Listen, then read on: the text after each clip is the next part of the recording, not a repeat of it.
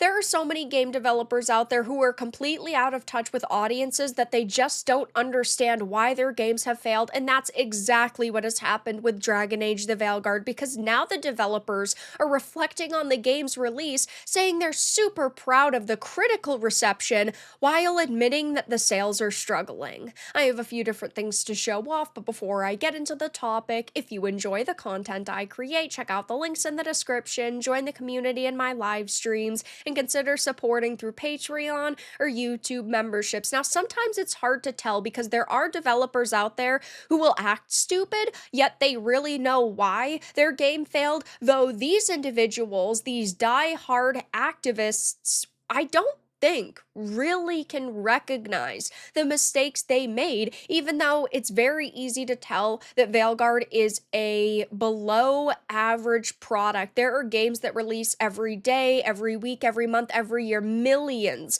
of titles you could play. So Veilguard has to stand out just like any new game has to stand out, and it doesn't. The environments are just okay. The writing from the storylines to the characters is abysmal. You, of course, have the designs, which are terrible. They're Concord level. You have an experience here that does not feel like Dragon Age, but it's also just not a good fantasy game in totality. And now, instead of just admitting that people did not like it, they're trying to spin the narrative that, well, there are some gamers who don't like it, but at least the media loves it. In attempting to spin their game's less than stellar reception, Dragon Age the Veilguard's game director Corinne Bush and the series creative director John Epler say that despite the mixed feelings players had towards the fantasy RPG franchise's latest entry, the overwhelming amount of positive praise it received from the mainstream media is something they and their team are quite proud of. Absolute clown world. They're proud that critics rated it highly, but gamers did not want to play it, so who cares what the critics and journos think of your freaking game? You are in the business of making money, and you do not make money from these journos. You make money off of gamers. Therefore, you should be making games for gamers. That's the only correct answer. And yeah, like, congratulations, you made this game, because making games is not easy. I'm not sitting here saying, oh, it's easy, right? Anyone can do it. But on the flip side, when you had hundreds of millions of dollars and a decade to create a product, we expected a hell of a lot better, and we just didn't get that. So, asked by their host as to how they felt at launch when people's opinions and reviews were rolling in, Corinne began, "The biggest thing I was feeling was a sense of curiosity. We got so close to the work, we're focused on the day-to-day of it, and of course we're playing and we're mindful of the overall experience. We know what we've got, but there's something, even when you go through preview events or you have smaller hands-on demos, there's nothing quite like players getting it in their hands or reviewers playing through the game for the first time. You're always curious. So of course we've poured a lot of ourselves into the game. Yeah, some more than others, but I find for myself a sense of trying to let go of the personal investment and just step back and absorb what everyone else then has to say about the game's experience. So for me, it's curiosity. There were definitely some developers on this team that poured themselves into this game more than others, but Epler continued by saying, I'd say for me, probably Relief was definitely at the top of my list. I've been on this project for a very long time, and there were definitely times in development where, especially early on, it felt like this day would never come. I wish that it hadn't, because this is truly a very bad experience. And that's sad to say, because I've loved Dragon Age in the past, but this just to me did not feel like Dragon Age, except for a few returning characters or memorable places and in pieces of lore, right? Those things obviously reminded me of Dragon Age. But besides that, I'd say 90% of this game just felt like a generic modern fantasy title. and it did not stick the landing, in my opinion. And I think that if this did not have Dragon Age's name on it, the people defending it would not have defended it. I wholeheartedly think that people would have kicked this to the curb. There are some people who say they love it, and maybe they genuinely did, but it certainly wasn't a 9 or a 10 out of 10 like the media said.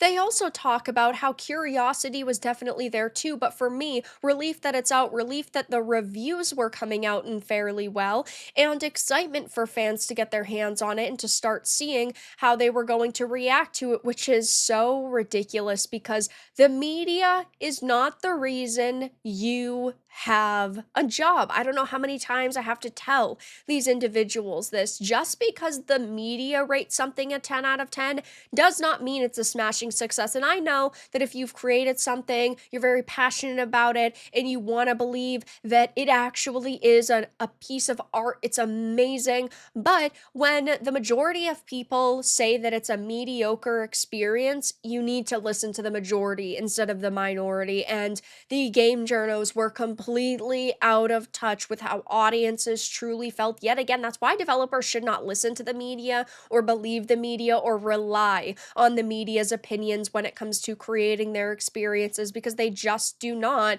have the same opinions over products that make games sell. I think that's the most simple way to say it, right? The games that they say are great do not sell, and the games that we say are great, well, we show up to buy. It's because of us that these people can continue to make games and ultimately have jobs, but they have absolutely no respect for audiences, which is what's so sad to me. At least show us a sliver of respect. And then, of course, they have to talk about the sales, which they stumble around, saying, how has the commercial response to the game been? I've seen stories about sales and they seem mixed, inconclusive. The game seems to be doing okay, but struggling to keep pace with Inquisition before it. Has it been a success from your point of view? How do you measure that? And then Corinne said, there's 3 axes that we can measure this by: what the team was able to do and put together, the pride that they take in that. Every game that is made, especially in the AAA space where you're talking hundreds of developers, timelines is a miracle,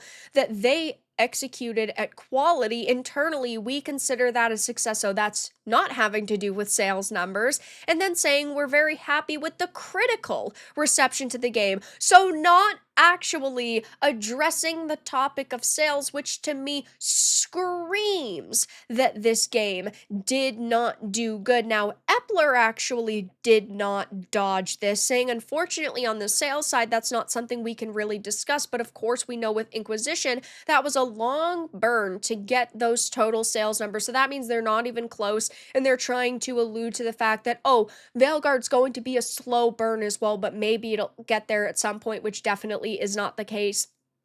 This game is not going to reach the heights of something like Inquisition, which is hilarious because, again, they took a decade to make this freaking game. It seems that the longer developers take to make a game, the worse off it is. If you just take a few years and you put a lot of time and effort into it, games not only are being pumped out quicker and you're just making more, so like if they want to make another Dragon Age, it wouldn't be another freaking decade, and then we have to think about this game for a decade, and it kind of moves the franchise forward a little bit quicker, but it means that you can sort of adapt to how people are feeling. And when a game is in development for a decade, what people wanted then versus what people want now is wildly different. Now, of course, we all want quality experiences, which a lot of these developers can't seem to give us, and that's why they're not selling the copies that they freaking used to. We are talking about massive growth in the video game industry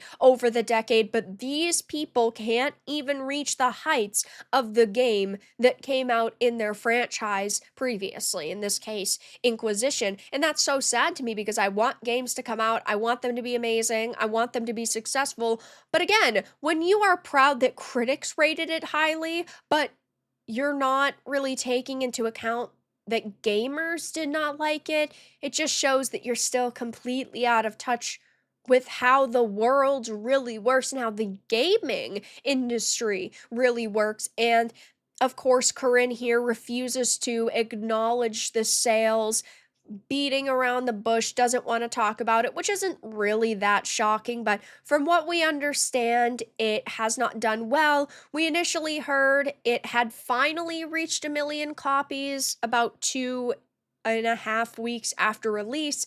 We don't have any updated numbers. It's speculated that it sold about 2 million, still not great.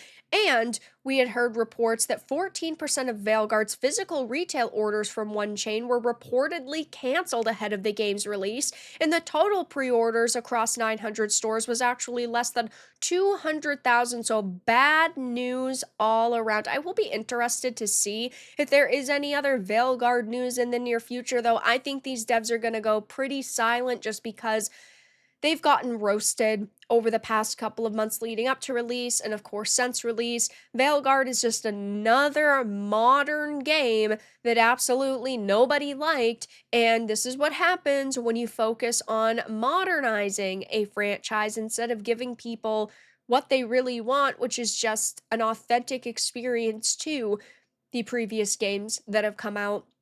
And they dropped the ball with Dragon Age the Veilguard. But for now, that's all that I really had to discuss in this video. Let everyone know your thoughts in the comments below. If you enjoyed this, give it a like, and if you didn't, give it a dislike. I appreciate your support either way, but I'll talk to you all again in the next video really soon.